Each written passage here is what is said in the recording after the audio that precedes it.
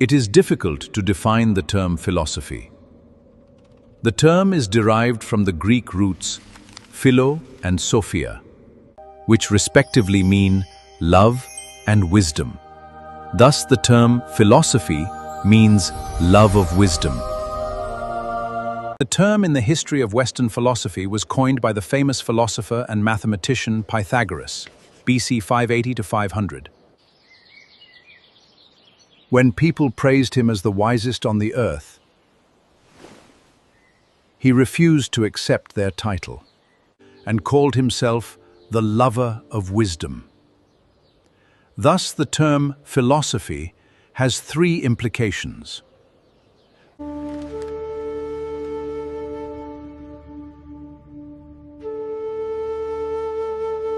Knowledge is very vast. Man can never be all-knower.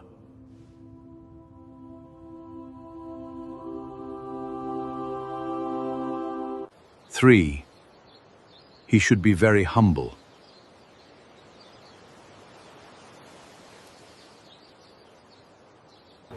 Initially, philosophy meant an in-depth study of any discipline, both sensory and extrasensory.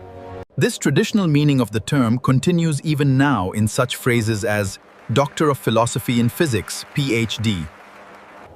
However, with the growth of knowledge, many sciences got separated from philosophy and became independent. Now its scope is limited in that it makes a reasoned investigation only into the nature of ultimate reality. Traditionally, philosophy is divided into three branches, namely ontology, epistemology, and axiology. The term logi is derived from the Greek root logos, which means theory or science. The theory which deals with the nature of ultimate reality is called ontology. It is also called metaphysics. God, soul, and matter constitute the subject matter of philosophy. The term epistemology is derived from the Greek word episteme, which means right knowledge. The theory which deals with the nature of knowledge and means of getting it is what is called epistemology. The term axiology is derived from the root axios, which means values. The theory which deals with the nature of three important values, namely truth, goodness, and beauty, accepted in Western philosophy is called axiology. There are certain characteristics that differentiate Indian philosophy from Western philosophy. Firstly, philosophy in India was never born out of intellectual curiosity. Indian philosophy was not only speculative, but also pragmatic in nature. It was born out of man's recognition of evil in the world and his inner urge to overcome it. According to it, only through the direct experience of truth, one can overcome this evil. In this regard, Indian philosophy is more a darshana, or experience-based, than dry speculation. According to it, although evil is a part of man's life, man can destroy it by following certain means. Secondly, it believes in the doctrine of karma. That means, according to it, one has to reap one's actions. The necessary corollary of this belief is the belief in rebirth. If man's action is not potent enough to reap in the present birth, he has to born again to reap fruits of his previous actions. Because every action must have some reaction.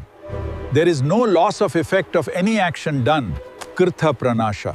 Similarly, there is no happening in one's life which is not the result of one's own action, akrita abhyupagama. However, karma theory should never be confused with fatalism. Fatalism is the view that all that happens in one's life is due to some external force called fate, and that it cannot be overcome at any cost. But the doctrine of karma does not have any pessimistic implication. It has an optimistic implication. If what happens in man's life is due to one's own action, then he has every opportunity to overcome the evil by doing good actions. The third feature is that all our sufferings are due to what is called avidya or ajnana. Avidya is the ignorance of ultimate reality.